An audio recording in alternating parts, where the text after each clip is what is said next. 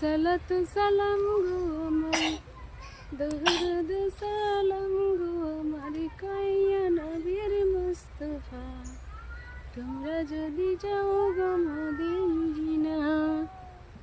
সবাইর ক্ষেত্রে বলতেছি ভাইয়েরা আপুরা, রোজা রমজান চলে যাইতেছে, ঈদ চলে আসতেছে। সো আমি মেশিন চালাইলাম, মানে কাপড় সেলাই করার জন্য। আমার বেবিকে নিয়ে পারি না এখন, তাই আমি একটু অবসর হয়ে এই ভিডিওগুলো বানাইতেছি। তবে আমার বেবিটা মেয়েটা শিয়ান হইলে, একটু বড় হইলে আমি কাপড় সেলানি শুরু করে দেম, টেইলারি শুরু করে দেম। তাছাড়া আমার কোনো মানে সুখের দেখা পাইব না, কষ্টই থেকে থাকবো।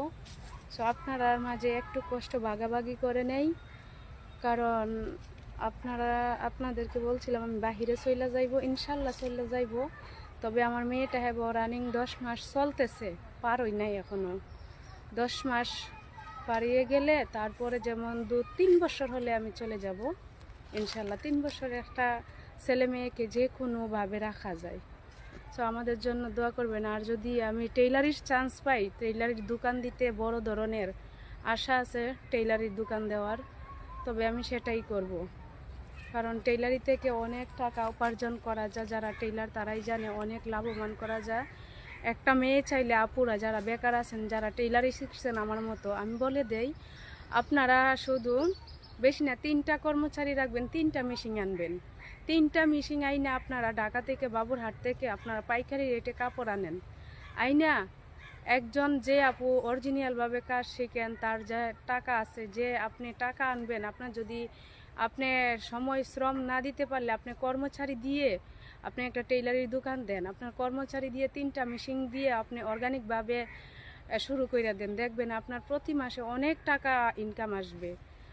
একটা পুরুষ ভাইয়া যতটুকু ইনকাম করে তার চেয়ে 3 গুণ ইনকাম আপনার হবে। বসে থাকেন না। আমি শুধু করতে পারি না কেন জানেন? আমি এখনও একটা ঘর করি নাই।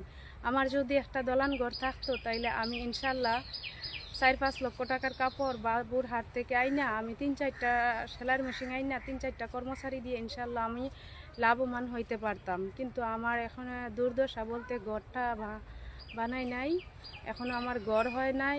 আর এরপরে দুঃখের বিষয় হয়েছে, আমার একটা মেয়ে 10 মাস আর একটা ছেলে 3 বছর। মানে ছোটো ছোটো ছেলে মেয়েদেরকে নিয়ে আমি তাদেরকেই সময় দিতে পারি না। আবার আমার দোকান প্রতিষ্ঠান এইগুলোর মধ্যে আমি কিভাবে শ্রম দেব?